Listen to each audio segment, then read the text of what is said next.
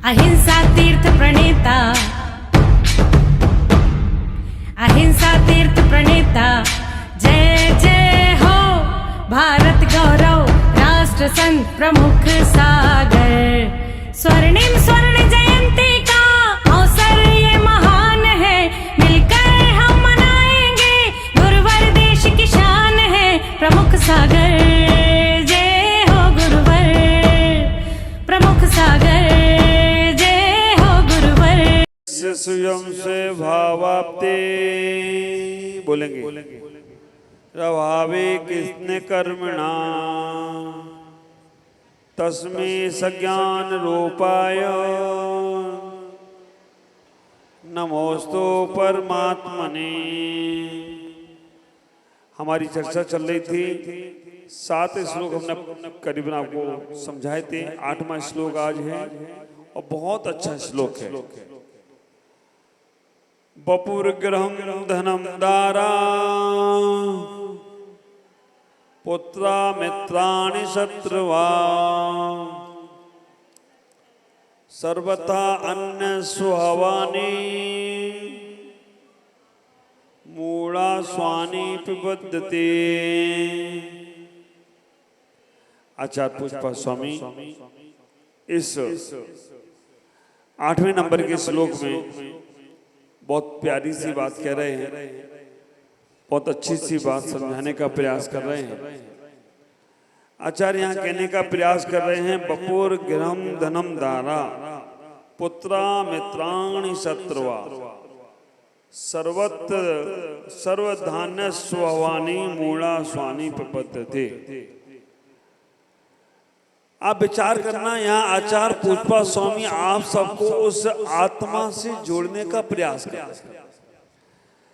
हमारे आचार्यों ने केवल तुमको तुम्हारी आत्मा से जोड़ने के लिए ये सारे श्लोक लिखे, क्योंकि हम अनादि काल से संसार से जुड़ते आ रहे हैं, शरीर से जुड़ते आ रहे हैं, परिवार से जुड़ते आ रहे हैं, शत्रु से जुड़ते आ रहे हैं, मित्र से जुड़ते आ रहे हैं, पत्नी से जुड़ते आ रहे हैं, बच्चों से जुड़ते आ रहे हैं। तो आचार्य कह रहे हैं ये सब हमारा जीवन का जुड़ाव नहीं है, ये हमारा सब जीवन का भटकाव है। उस भटके हुए लोगों को सही जगह पर पहुंचाने का प्रयास कर। बपू माने शरीर। आप ख्याल करके रखना, आचार्य यहाँ क्या कहने चाह रहे हैं, बपू माने शरीर, गृह माने घर, धनम माने पैसा, दारा माने पति है ना, पति पत्नी दोनों लगा लेंगे वहां पर। पुत्र माने पुत्र, मित्राणी माने मित्र, शत्रुआ माने शत्रु, सर्वधान्य स्ववानी। आप विचार करके रखना, सर्व जो भी धन आदि है ये सब स्ववानी स्वभाव से रहित है। मूढ़ा स्वानी प्रबद्धते, मूढ़ व्यक्ति इनको अपना स्वभाव समझता है। हम लोग पढ़ते हैं ना, मेरे सुत्य सबल दीन बेरोब सुभग मुगरख प्रवीण। तो हम जब तक अपने शरीर को अपना समझ रहे हैं, अपने घर में जहां तुम रह रहे हो उसे अपना समझ रहे हो, शत्रु मित्र को अपना समझ रहे हो, पत्नी पति को बच्चों को अपना समझ रहे हो, तब तक आप समझ के रखना आप मूढ़ व्यक्ति हैं। मूढ़ा प्रबद्धते स्वानी, मूढ़ा स्वानी प्रबद्धते। अब समझोगे नहीं तो फिर रहोगे कैसे? रहना उन्हीं के बीच में है, समझना उनके ही बीच में है, तो फिर ये सब चीजें हमें कैसे समझना है? आप विचार करके रखना, रहो उनके बीच में, कोई दिक्कत नहीं, लेकिन उन्हें अपना तो मत मानो। और सही बात, अगर आपके वो अपने हैं तो कब तक साथ देंगे? शरीर कब तक साथ देगा?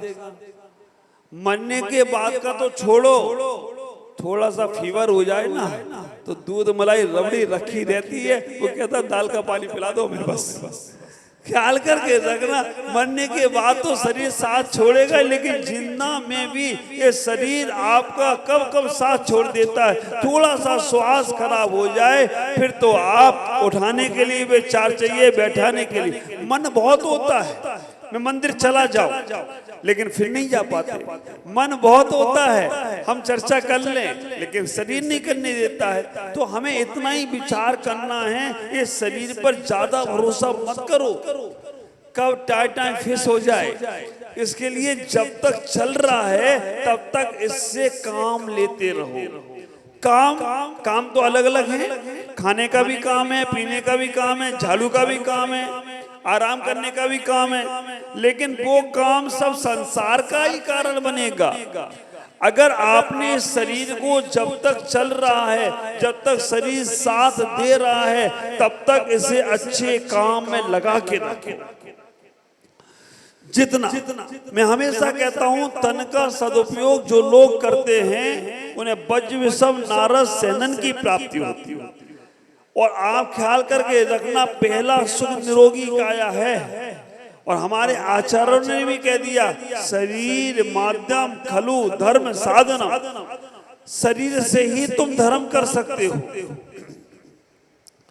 तो हमें सबसे पहले शरीर से धर्म करते, मन में बाद में आएगा, वचन में बाद में आएगा, लेकिन सबसे पहले शरीर को हम व्यवस्थित करके रखें, शरीर को हम अच्छे कामों में लगा के रखें। अगर हमने शरीर का अभी सदुपयोग किया तो जब शरीर साथ नहीं देगा तो अभी का वो पुण्य हमारे बाद में काम आएगा। आज भी एक की समाधि घर में हो गई, 4 बजे चले गए, लेकिन वो पुण्य नहीं कर पाए कि साधु के पास जाकर हम संयम को धारण करें, हम संयम को स्वीकार करें। मैं इसीलिए हमेशा आप लोगों से कहता हूं, आपसे इतना ही कहता हूं कि बच्चों को जब वसीयत लिखो तो नसीहत भी लिख देना कि जब मेरा अंतिम समय हो तो हमें किसी संत के पास ले जाना, हमें किसी मंदिर में ले जाना, जिससे मेरे शरीर का धर्म पूरा हो जाए। और शरीर का धर्म वो ही है कि अच्छे माध्यम से तुम्हारा मरण समाधि मरण हो जाए। लेकिन अफसोस होता है, बच्चे भी चाहें, बहुएं भी चाहें, सब लोग चाहें अब कल्याण कर लो, लेकिन ऐसा कर्म का उदय आ जाता है कि नहीं, मैं घर में ही रह के अपना कल्याण करूं।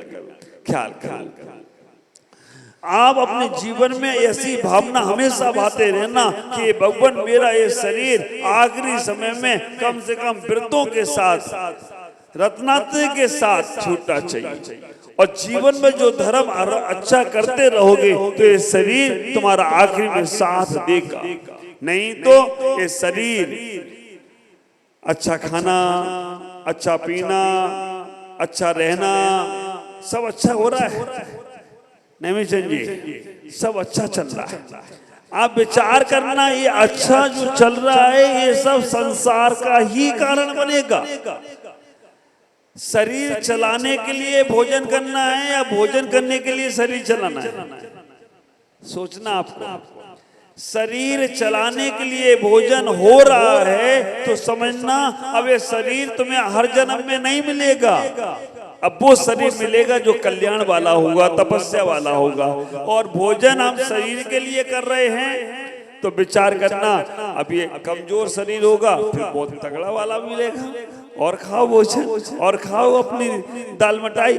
तो जितना भी तुम्हें अपने खाना पड़ेगा, भोजन तो करना पड़ेगा, लेकिन इतना ही विचार करो, हम केवल शरीर से धर्म साधना के लिए भोजन कर रहे हैं। गृहस्थ गीता में आएगा, नाश्ता पे आस्था, भोजन या भजन में। हम भोजन करते समय ये मन में विचार लगाएं कि हम इस शरीर को धर्म कार्य के लिए कर रहे हैं, हम इस शरीर से हम अच्छे काम के लिए भोजन कर रहे हैं, तो ये शरीर हमारा पुण्य देना शुरू कर देगा। और हम भोजन के लिए भोजन कर रहे हैं तो भोजन संसार में कारण बनेगा। बपू शरीर की व्यवस्थाएं हम हमेशा कहते हैं, हम दोनों चीजें यहाँ पे समझें। व्यवहार में कहना ही पड़ेगा, मैं बोल रहा हूँ, मैं चल रहा हूँ, मैं खा रहा हूँ, मैं सो रहा हूँ, मेरे बच्चे हैं, मेरे पति हैं, ये व्यवहार में बोलना ही पड़ेगा। लेकिन एक निश्चय की दृष्टि भी रखो, और वही दृष्टि तुम्हारे कल्याण में कारण बनेगी। वो दृष्टि करेगी क्या? वो दृष्टि ये करेगी, जब बीमार पड़ोगे तो ये शरीर का धर्म ही ऐसा है, जब बच्चा बिगड़ जाएगा तो इसका स्वभाव ही ऐसा है, जब पति बात नहीं मानेगा तो भाई कोई बात नहीं है, वो अपने में, हम अपने में हैं। जब पत्नी कहीं बिगड़ जाएगी तो हमारा मन उसमें आसक्त नहीं होगा, हम दुखी नहीं होंगे। क्यों? क्योंकि सबके स्वभाव अपने अपने हैं। विचार करो, कल का प्रवचन जब मैंने किया स्वर्ग और नरक का, कि स्वर्ग क्या है, नरक क्या है, बहुत से लोग आए और आकर उन्होंने अपनी अपनी बात रखी, और सुधा बहन ने भी आकर रखी। आप विचार करना, महावीर भाई के साथ आकर उन्होंने इतनी रखी, महाराज जैसा हमने इनको दे दिया, कभी इन्होंने नखरे नहीं करे। और वास्तव में यही मेरा जीवन का स्वभाव रहा। मैंने भी अपने घर में रहा, 4 भाई 2 बहनें, पूरा परिवार, जो माँ ने बना दिया, हमने कभी नखरे नहीं करे कि ये खिलाना, ये नहीं देना, वो नहीं देना, जो बना दिया वो खा लिया और अपना जीवन। हमें तब नहीं मालूम था कि सन्यास में ऐसा ही होता है, तब हमें नहीं पता था कि सन्यास में ऐसा ही जीवन जीना पड़ता है। तभी से मेरे ये संस्कार अनादिकाल के होंगे। तो आप ख्याल करो, इस शरीर के लिए ज्यादा नखरे मत करो। जैसा हाँ, थोड़ा रुचिकर होना चाहिए जिससे शरीर चलता रहे। अब ऐसे भी नहीं बिल्कुल हो जाए कि अब शरीर को नहीं भा रहा है तो कमजोर होगे, फिर धर्म नहीं कर सकोगे। शरीर की अनुकूलताओं को देखकर जीने का प्रयास करो। आचार्य कह रहे हैं, गृह को आप घर को घर मत समझ, घर कारागृह है। पढ़ते हो ना, क्या पढ़ते हो? घर कारागृह बनता बेड़ी, परिजन मन परिजन जन रखवाले। बैराग भावना। तो घर को कभी कारागृह समझा? बगल में बड़ी जेल है, अब वो फांसी जगह पापात्मा की जगह पुण्यात्मा वहां पर जन्म ले तो कोई घर को आपने कभी जेल समझा ही नहीं है। और मुझे तो आश्चर्य ये लगता है कि आप रोज रोज उसी घर में जाते हो और रहते कैसे हो? वही सब चीजें वही देखने को मिलता है, वही सब रह जाता है। एक बार संत बनकर देखो, रोज नए घर खुल रहे तुम्हारे लिए, रोज नई जगह मिल रही तुम्हारे लिए, और वहां पे भी आपको रोज नए लोग मिलते हैं, लेकिन उसमें भी आसक्त नहीं होना। घर को ऐसा समझने का प्रयास करो, ये घर कब छूट जाए। घर में हमने जन्म तो लिया है, लेकिन घर में रह के मरना नहीं है। हमें इतना ही विचार करके रखना है, उस घर को हम घर तो समझते हैं। कल मैंने बोला भी था, घर को स्वर्ग से सुंदर बनाओ, लेकिन एक बात अपने मन में ये भी रखना, एक घर का वो छूटता नहीं। ख्याल करनो, दूसरे की घर की रोटी पचने लगे ना तो समझना अब तुम संत हो गए हो।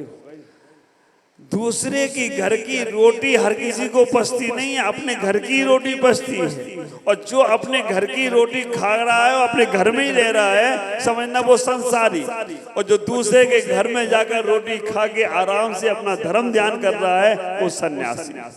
जो अपने घर में ही जन्म ले रहा है और अपने घर में ही मरण को प्राप्त हो रहा है, वो संसारी है ना। और अपने घर में जन्म लेता है और मरता कहीं और है, मरना भला परदेश का, वो सन्यासी हो जाता है। एक बार मन में कभी भाव जरूर लाना, इतने विचार जरूर करना कि ये भगवान, हम अपने गृह का त्याग करके, हम अपने घर परिवार का त्याग करके, हमें बार बार यहाँ जन्म नहीं लेना है, बार बार इस घर में नहीं आना है, इस घर में हो या किसी पर घर में हमें बार बार नहीं जाना है। तो हम एक बार जरूर गृह का त्याग करें, जीवन में आखिरी समय तक करेंगे। अभ्यास के रूप में अभी पर्यूषण पर्व आ रहे हैं, 10 दिन संस्कार साधना शिविर लगेगा, छोड़ आना घर परिवार, यहीं रहेंगे हम महाराज माता जी के पास। 10 दिन तक घर की चिंता नहीं कर। अभी भी बहुत से लोग अष्टमी 14 का उपास, आज 14 से उपास करते हैं, लोग घर नहीं जाते, यहीं सामायिक करेंगे, यहीं प्रतिक्रमण करेंगे, यहीं। और यहाँ पर तो दिन में आते हैं। कई जगह तो हम निम्बा हेड़ा में थे राजस्थान में, शाम को ही महिलाएं पुरुष आ गए मंदिर में, और बाद दिन भर अगले दिन पूजा करके घर गए। उन्होंने कहा मेरा 8 पहर का त्याग है, एक दिन के 4 पहर, एक शाम का और एक सुबह का, ये 6 पहर का मेरा उपवास। तो कम से कम अष्टमी 14 के दिन घर का त्याग करना सीखो। साधु सन्यासी हैं, उनके पास रहना सीखो। पर्यूषण पर्व में घर का त्याग करना सीखो, तो घर का त्याग आपका होगा और आप बच सकोगे। नहीं तो बार बार अनंत काल से उन्हीं घरों में जन्म ले रहे हो, उन्हीं में रहते रहोगे। दारा, दारा का मतलब पत्नी या पति। ख्याल करना, पति और पत्नी का संबंध कब तक अच्छा है? जब तक मन मिला है, और मन हट जाए, बाप रे, अनिष्ट संयोग है ना, अनिष्ट संयोग। जैसे जब तक मन मिला है तब तक लगता है वाह मजा आ रहा है, और जैसे ही मन हट जाए तो रात दिन यही चिंतन होता है, इससे पीछा कैसे छूटे, इससे पीछा। और फिर भी पीछा सामान्य से नहीं छूटता। 2 अलग अलग घर में रह रहे हैं, बंधन कैसा? जब तक पुलिस के, जब तक कोर्ट में जाकर, क्या बोलते हैं वो, डिवोर्स है ना, जब तक उनका डिवोर्स को हिंदी में क्या बोलते हैं? तलाक तो मुसलमान में बोलते हैं, हिंदी में क्या बोलते हैं? संबंध विच्छेद। हाँ, संबंध विच्छेद। अब विचार करके रखना, बाहर का शरीर का संबंध खत्म कर दिया, लेकिन अंदर का संबंध विच्छेद नहीं हुआ, तो हमें कब तक वो चीज भोगना पड़ेगी। वो चीज, दारा का संबंध, पति पत्नी का संबंध, एक बात का विचार करके रखना। तुम बाहर से संबंध छोड़ सकते हो, लेकिन गवर्नमेंट के, सरकार के कानूनों से संबंध छुड़वाना बहुत मुश्किल है। और का संबंध कानून से भी छूट जाए, लेकिन मन का संबंध बहुत मुश्किल है। ऐसे ऐसे लोग मैंने देखे हैं, अगर पत्नी नहीं चाह रही है तो मरने को तैयार है। आप विचार करना, पति नहीं चाह रहा है तो मरने को तैयार है। ये संबंध कम करो, इतना ही आसक्ति कम करो। यहाँ पर आचार कहने का प्रयास कर रहे हैं, अगर तुम्हारी आसक्ति कम हो गई तो समझ के रखना, तुम अपने आप को परिपूर्ण कर सकते हो। पुत्र के संबंध में भी ऐसा ही समझने का प्रयास करो। हम सोचते हैं हमारा पुत्र हमारा बहुत साथ देगा, लेकिन कई बार वो पुत्र तुम्हें जीने नहीं देता है, वो पुत्र तुम्हें उठने बैठने नहीं देता है। कोई गलत काम कराए तो ये शर्म से झुक जाता है। तो ऐसे पुत्रों से भी आसक्ति कम करने का प्रयास करो। मित्र और शत्रु से भी ख्याल करना। हम सोचते हैं ये मित्र हमारा बहुत साथ देगा, लेकिन कभी कभी वो मित्र हमारा साथ नहीं देता है। मित्र घर का वेदी लंका ढाबे वाली बात हो जाती है। और चाणक्य ने एक बहुत प्यारी बात बोली। चाणक्य ने कह दिया, अपने राज की बात अपने सगे मित्र को भी मत बताना, क्योंकि सगा मित्र ही कल का शत्रु है। वो तुम्हारी सारी बात जानकर दूसरों, तो मित्र पे भी भरोसा नहीं करना, शत्रु पे भी भरोसा नहीं करना। रोग को, बीमारी, अग्नि और शत्रु, इन्हें कभी छोटा मत समझना। एक पता नहीं कब बड़े हो जाएं। तो कहा किसी पे भरोसा मत करो। सावधान स्वभावानी मूला, इन पे जो स्वभाव, इन पे जो भरोसा करते हैं वो मूढ़ व्यक्ति हैं। तो किस पे भरोसा करना है? अपनी आत्मा पर भरोसा करना। वो तुमसे कोई छुड़ा नहीं सकती। आत्मा तुम्हारी कहीं भी जाएगी, उसके रहने के लिए घर बना है। स्वर्गों में तुम्हारी सैया तैयार है। आप विचार करना, पुण्य करके जाओगे तो मनुष्य में भी राजा महाराजा की, चक्रवर्ती की पर्याय मिलने वाली है। और पाप करोगे तो नरकों के बिल भी इंतजार कर रहे हैं। पाप करोगे तो ये पेड़ पौधे भी बनना, आप विचार करके रखना, ये सब तैयार हुए। तो हम अपने जीवन को आत्म तत्व पर जोड़ने का प्रयास करें। शरीर की क्रियाएं करते करते, व्यवहार की क्रियाएं करते करते उस आत्म तत्व पर ख्याल कर लो। केवल इतना ही विचार कर लो, ये सब छोड़ना है। छोड़ने के पहले आसक्ति कम करो, मूर्छा भाव कम करो। उसमें जो हमारा, उसके बिना मन नहीं लगता, उसके बिना हमारा जीवन नहीं लगता, उस भाव को कम करो तो आप अपने आप उस आत्म तत्व को पा सकते हो, मोह से बच सकते हो। और जब तुम्हारे अंदर वो मोह घटित खत्म होगा तो ख्याल करके रखना, वो तुम्हारी आत्मा तुम्हारी स्वागत करने वाली होगी और तुम्हें तुम्हारे परमात्मा से मिलाने वाली होगी। परमात्मा का स्वरूप है तुम्हारा। हम बाह्य की क्रियाओं में अपने स्वरूप को समाप्त न करें, बाह्य की क्रिया को समाप्त कर कर अपने आत्म तत्व को पाएं। आचार्य पूज्यपाद स्वामी इस गाथा में इतना ही कह रहे हैं कि हम बपू, घर, मकान, दुकान, पत्नी, पुत्र, इनसे बचकर अपने आत्मा के स्वभाव को पाएं। और मैं कहना चाहता हूं, जब तक ना बच सको तब तक आसक्ति कम करो, मूर्छा भाव कम करो, तुम्हारा जरूर कल्याण होगा। ओम नमः।